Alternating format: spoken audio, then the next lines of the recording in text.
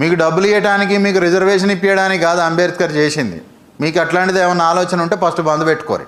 His aim is not to give you political power. His aim is not give to reservation education. His aim is not to give you a chance to walk on the roads and the streets freely. My objective is not for the power. My objective is to create the new human being. ఒక కొత్త మనిషిని సృష్టించాట. ఎట్లుంటాడు కొత్త మనిషి? ఈ ప్రపంచంలోనే ఒక కొత్త మనిషిని సృష్టించడం. ఎట్లుంటాడు కొత్త మనిషి? కొత్త మనిషికి ఏ బంధనాలు ఉండవు. మనిషి చాలా స్వేచ్ఛగా బతుకుతాడు. ఒక మనిషి పైన ఇంకొక మనిషి ఆధిపత్యం ఉండదు. ఒక మనిషి పైన ఇంకొక మనిషి దోపిడీ ఉండదు. ఒక మనిషి పైన ఇంకొక మనిషి వేదన ఉండదు. ఏ మనిషిని ఇంకొక మనిషి చేత తక్కువగా చూడబడటము ఉండదు.